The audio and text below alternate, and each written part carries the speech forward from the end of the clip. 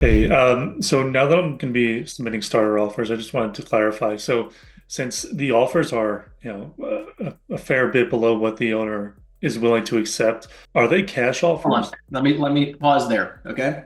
A seller, okay, is allowed to ask for any number they want.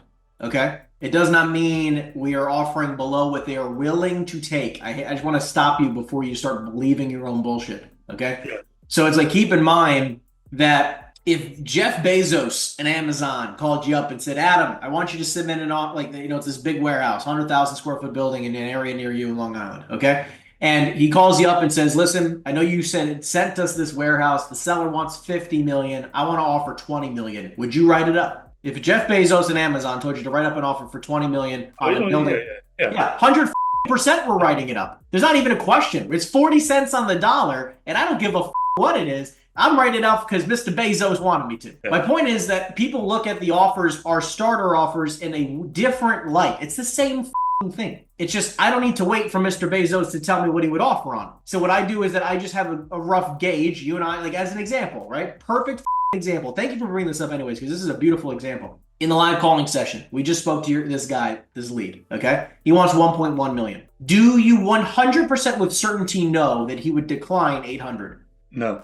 No, you have no idea. Yeah, right. I mean, you have no idea. He might take 600. Okay, we don't know because anyone is allowed to just say whatever number they want. And honestly, if you cold called me out of the blue and said, "Hey, I'm looking to buy your property," I tell every single one of them a you number because it doesn't matter to me and I don't need to sell it. So just So, keep in mind that like we will never know with 100% certainty. Okay, they won't take less. Number one. Number two, the whole purpose of the starter offer is to actually do what? to see where they're at, to lower them off of their starting number, where Yeah, they, get a counter. yeah, That's it. We just want a counter. I just want to gauge where we're at today. That's all. Right. So it's like instead of waiting weeks and weeks and weeks, if not months, right, to meet the seller, go get the listing, right? And after pitching your ass off, and then he works you down on commission to 3%, you got to split it 1.5 and 1.5. All right. And then you finally get, now you get the listing. You're so fucking excited. Then you take a bunch of photos and you put it up on the market and you get yelled at a couple times because you wrote a couple things wrong and how dare you make a mistake. And then you're finally got this deal. It's listed for sale. It's been about a month since you started talking to the guy and you have it listed for $10 million and you're so excited about this listing. And then you get off, like a week or two later goes by and still no offers. Now a month goes by, you get one offer for $6 million, right? From some random broker who, maybe is a big time guy in the area, has a bunch of clients, and he calls you up and he goes, this property's overpriced, right? And you're like, yeah, I know it's a little bit overpriced, or, but this again, the seller wanted to, he's not super motivated or anything like that. And the guy goes like, listen, it's worth like maybe 6 million, 6.5, maybe 7 million at absolute best. So here's the best buyer, blah, blah, blah. The point is, this is the majority of real estate agents in the business. When you and I both know, we could have just offered the guy $6 million day one and gotten yeah. the same feedback that most people take months to get. So I say, like, listen, it's not about upsetting them on purpose, right? Like, clearly not. It's about just getting a counter to know how much time, energy, and effort we as brokers should be spending on this deal. Even as an investor, right? As a wholesaler, it's the same concept. I just want to know, do we see a clear path here to success? Right? Is there a clear path to transacting, or is this out of his mind? Got it. That's it. So it's just a gauge. That's it. It's just a gauge. You guys also just like think about it. By the way, you just listened to me do it a couple times, okay? I offered the guy $20 million. He wanted 25 million. Okay. And he, by the way, when he told me he wanted 25 million, he was one of those sellers who goes, if you have a dollar less than 25 million, I'm not looking at it. That's what his exact words to me. I said those words to my buyer. Now look, I don't give a what he said to me. You can tell me 18 million. I'm still going to present it because I don't give a at this point. Okay. But I told my guy, I was like, listen, tell me what your best number is. Let's write it up. Let me go to work, whatever. He figured out he best number after 2 weeks was $20 million. I said this before. Okay. I said, great, no worries, write it up. And he goes like, well, I don't really want to piss off the seller. I'm like, listen, I don't give a what you want to do.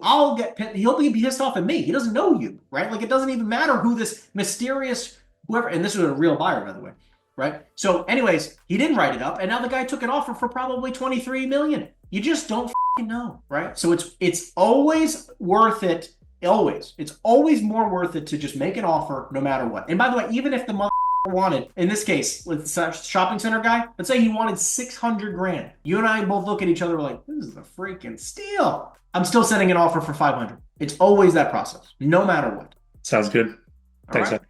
You got it. Yusef, what's up, my man? Hey, what's going on? Question for you. So I'm burning through the content, and I have a question about double closings. Let's do it. I'm So going to add a pin from here so we can actually jump. There we go.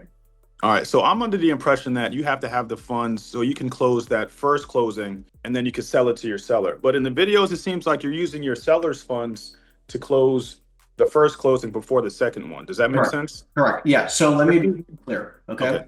90-ish% of the time when I'm wholesaling, I have 2 to 3 guys that I sell everything I wholesale to for the most part. Okay. Because I have a couple VIPs who I sell, a dozen deals a year to. When I sell to those guys, they know everything. There's nothing's hidden. They know I'm making 100, 200, $300,000. They know whatever's happening behind the scenes. Okay. We use the same attorney, That was my which next is not question. normal. But like these are like my brothers. Okay. Like we've talked every day for literally a decade. Okay. Yes. So like they trust me. I trust them. I don't care. It's a very simple process. Okay. Right. So when I'm selling and wholesaling these deals to people like this, it's a very different process than if you're selling it to an individual you've never sold a property to. So I just want to be very clear there, because yes, we use that, like when we're wholesaling these deals to these guys, no matter what I'm making, we come to an agreement, and sometimes I'm very flexible because I do plenty of business with these guys.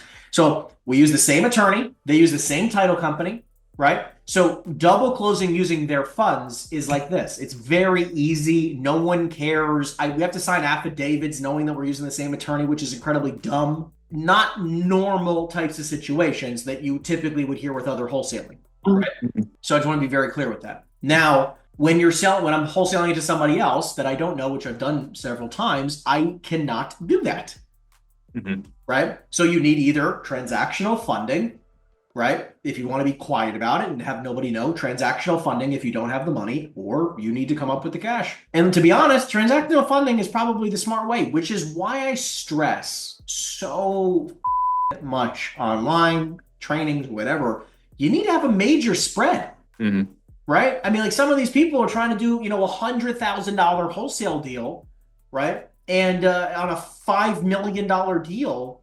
And it's like, after you do transactional funding and double close, there's no money for you, right? Yeah. So it's like, you either be transparent, which I would just tell you, like, look, if there's 100 grand, I'm not telling you not to make $100,000, try to make 100 G's, but this is why I like, number one, having a license. But number two, you will just have to be clear with the buyer, with the situation. This is an assignment, okay? Because you can't double close on a $100,000 spread on a $5 million deal. You just can't. So you just have, like, this is why whenever we're looking to wholesale something, we will be very clear about our path of how we need to transact on this deal. It's either I'm selling it to one of my good friends and I could use their funds and it's all clean and dandy, right? Which is always, a perfect ideal option, right? If it's not that, I then need to take a step back and say, hey, number one, what's the clearest path to success here if I'm choosing wholesaling? Maybe I have to assign it and be very clear with the buyer that this is an assignment. That, again, you're on the HUD. They're about to see that you're going to make $400,000. Yeah. You got to be very careful, right? Yeah. Sometimes that works, sometimes it doesn't. Or you're going to end up having to double close if you go that other route. But just know you're paying probably half your wholesale fee in double closing fees. So that's why I'm just saying, like, and again, I want to be very clear also, don't be greedy about it. Yeah. Like, obviously, I want you to make a ton of money. But in the events where, like, you go from making 500 to 300 grand, take the 300 and shut up. It's not like you're like, oh, how do I capture every single, like, sure, like, you should be smart about it. But like doing a $500,000 assignment, the buyer's not going to close unless, like, again, you trust them, you've done it before, whatever, right? They're clear about it. Like, maybe the seller won't close. Like, just to be clear, I'd rather take 300 clean than 500 maybe. I hope that answers your question. Yeah, for sure. Relationships, that's where it's at. Appreciate that. That's where it's at, man. Listen, I would tell you every single one of us should try to have 3 or 4 or 5 VIP guys that you know so well. They invite you to their kids' birthday parties. You hang out. You smoke cigars. You sell them a deal or 2 or 3 every single year, and they're very clear about your expectations and vice versa, right? Because then you don't have to hide anything. It's really easy, and you don't have to worry about all the mishigas. Works for me. Thanks, man. Got it, brother. No worries. Howie, what's up, my man? Hey, what's going on, Henry? Hey, it's funny you say that. I read the Harvard Business Journal here in Connecticut, and it kind of highlights some big property sales. And they just highlighted a wholesale deal where they said, "Oh, this property just double closed this month, one for 1.4, and then closed for 1.8 2 weeks later, or something like that." But it actually is highlighting a wholesale deal, calling that person out. So it's Happens underneath our noses all the time, and so many people are just like, "Oh, I should have told the seller it was worth 1.8." What are you, that's stupid? like it could definitely backfire because even though you're keeping it private, and so is your attorney, it's these business journals and people who are highlighting it publicly. So it could come back to bite you. Yeah, sure. but guess what? You sold the property. Peace out, dude. I'm in Hawaii. Thank you. Hey, my question anyway is a listing question. Like, how often, like if you list a property, say it's it's worth $1 million, like underwrites at $1 million, but the guy's adamant, I want 1.4. How often do you go back to your seller client for a price adjustment? Like every 2 weeks, 4 weeks, 6 weeks, if you're not getting traction? Okay, so wonderful question. Okay, I'm going to reiterate this. You have a seller who probably is a little bit high on price. Okay, you're taking it anyways, and you're going to try to work them down. And the question is, how do you work them down, and at what points do you work them down in price? Okay. Number one, it's all about the expectations set ahead of time. Most important factor, you will screw yourself almost 100 out of 100 times if you don't set the proper expectations up front. It's like a marriage where you go into it, one of you's thinking that it's an open marriage and the other one thinks that it's not. You're setting yourself up for failure. Okay. So what I recommend is that right off the bat, right after they sign, the listing, right? Because you're trying to do everything you possibly can to get them to sign. Now that they've signed, he's like, first thing we're going to talk about is expectations, what you expected me, what I expected you. Is that fair? Cool. Yeah. So, and you make it really simple at the beginning, right? It's like, just real quick, obviously we walk through exactly what I'm going to do for you. Is there anything else other than what we've talked about thus far that you expect of me? He's going to tell you honestly. And look, you might be surprised at what they hear. Sometimes they're like, I want you to call me once a week, every week at 12 o'clock on fucking Mondays, right? Like whatever they're going to say, they're going to say. All right. And then you can negotiate, like, look, maybe I'll call you every other week, whatever. The point is, whatever they say, they're going to give you their expectation. And then it's your turn. Like, wonderful. Well, I have 3 expectations of every seller we work with. Number 1 is communication. I need you to be able to answer the phone, text me back, or email me back whenever I reach out to you. Okay. Because the one thing that always has a hindrance on deals going through or not is delays in communication. I don't care if you go on vacation. I don't care, how you live your life. Totally up to you. But I just want to be very clear that I should be able to get in touch with you within a 24-hour period of time, no matter what happens in your life. Obviously, something crazy, tragic, or whatever happens, I understand. But I just want to make sure there's a mutual understanding that I will always call you back within 24 hours and you will always call me back within 24 hours or text me back or whatever I need. Is that fair? Yes. Wonderful. Number 2, when it comes to submitting offers, I just want to be very clear. I'm going to submit. It is my duty to submit every single offer that comes through the pipeline. That offer could be, $1 million over the current price, or that could be millions of dollars under the current price. And I just want you to know, I'm going to present you every single offer. And I want you to realize I'm on your side. You and I are on the same side of the table. And it's not about hating me, being upset with me. It's about understanding that the reason why offers are coming in are for a specific reason, right? Can we both understand, like, hey, there is a reason why every offer comes in. Like, obviously, if you have an investment property and you keep getting offers, today, Mr. Seller, we're listing your property at $2 million. If we keep getting offers at $1 million, what do you think that means? It's not worth it. Okay, great. What else do you think it means? Well, then you mean this is under, right? Under the listing price? Yeah, like as in we've agreed to $2 million, Mr. Seller, and you keep getting offers at $1 million, maybe a $1 million, $1 million, $2 million. What do you think that means? Then that the property that's what the property's worth. Understood. That's what the property is worth. So in the event that we hypothetically either get absolutely no offers or we get a bunch of offers that are below your asking price, I want to ask you, what do you plan on doing then? I mean, I'll just hold it because, it cash flows.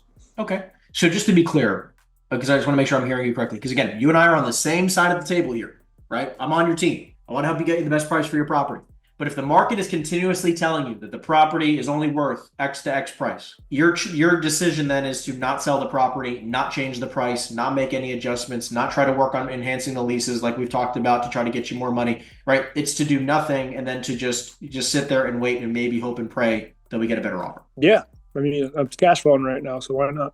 Okay, so what I'm saying, so wonderful. Thank you for Hey, playing with this, right? So hey, now what happens is that you are now getting the expectation set, right? Hearing from a seller, right? And obviously we can go more in depth of like, okay, well, just want to be, because then number three is, talking about price adjustments, right? If required, right? Like, because now it's like, okay, well, what I've found is that people who are not motivated in selling their properties, right? Or who have their properties on the market for months on end, years on end, and never actually end up selling it, there's typically two reasons why. One, the seller has absolutely no interest in selling at a price anything below what they believe to be the price, right? It's more as though the seller is stuck on a number that maybe is not really what the value of the property is, right? And number two is that they haven't received enough offers. So it's like they got one offer and the seller thinks it's worth more money, which I would completely understand. What I can tell you is that I will guarantee you at least five offers on your property. And after five offers, if every single one of them is within X range to X range, if you choose to sell it, we probably should adjust the price to that range. Does that make sense? yeah, I can see that.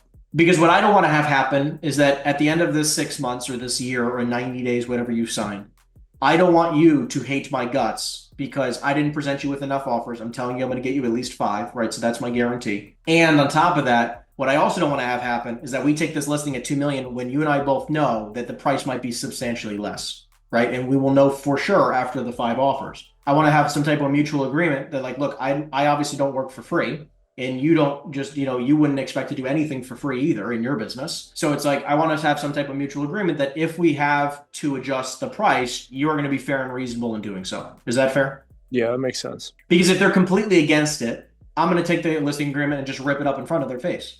Yes, it's not worth my time. Yep. Yeah, it's like look, like it's like again, you can make any types of jokes, anything you want. It's like, look, I'm not going to go into a relationship knowing that it's one-sided, and in setting up those expectations up front. Because the problem what a lot of real estate agents do is they do zero expectation up front, and then what happens is that now the seller gets an offer. Again, they listed it for 2 million, they get an offer for 1,200,000 or 1,500,000, and the seller's pissed. And then you're like, now they're pissed at the offer. And then you go in right afterwards, saying, well, it's really actually a pretty good offer. You should actually probably take it. Or honestly, your price is a little high. Like you're going in a way where you're basically twisting a knife into a wound that they're not happy with. So by setting up the expectations ahead of time, you can continuously revert back to it. Be like, hey, remember at the very beginning, we had an expectation set where we're like, hey, if I was getting you five offers, we just received our fourth offer, right? I told you we got an offer for 1,000,001, 1,000,002, 1,000,003, 1,000,004. So it's like clearly we were understanding that we're somewhere in this ballpark. You're still at 2 million. Are you open to the idea? If you'd actually truly want to sell your property like we originally talked about, which you said you did, right? To adjusting your price. If I see multiple offers at a certain price point, then we can adjust. Okay. Well, guess what? I told you I'm going to give you five. I'm giving you four out of the five, and I'm working on my fifth right now, which, by the way, half of them can be from you. You can control that entire process. Just keep in mind that like it's all about the expectation set up front and less about how less about the conversations later in the process. No, it's a great point. I gotta get better at setting expectations and also anchoring them for sure. Yeah, because like, look, guys, like I'm not telling you not to take listings. I understand that's part of the business for freaking sure. And if you set no expectations, you're setting yourself up from failure day one, right? Especially by taking a listing that's overpriced, which many people do. And obviously now look, you can also backtrack, right? Like just look, eat your words. Like I'm also the first one to apologize when I do something wrong, right? Like if I don't get back to you guys in a certain period of time, I'm sorry. I'm gonna get back to you as fast as I can. Like I screw up and I do something wrong. I say something I shouldn't have said. I'm sorry. I'll eat my words. It's okay. Hey, I screwed up. My fault. I'm sorry.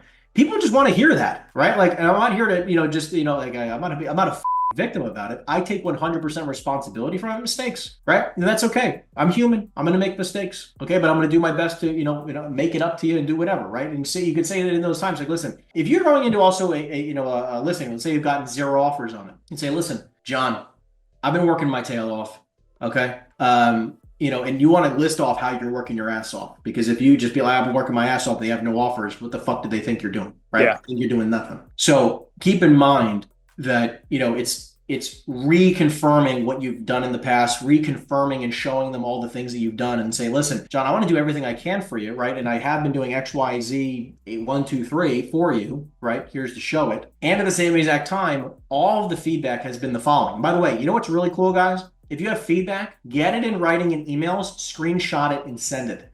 Do not just give them verbal feedback, okay? They take it very differently. You could say the same words that are on a screenshotted text or a screenshotted email, and you just say, hey, this is the feedback I'm getting.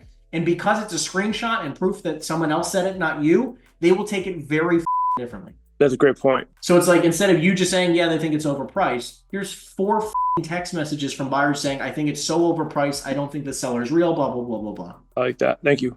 Cool. You got it. Best of luck with the deal.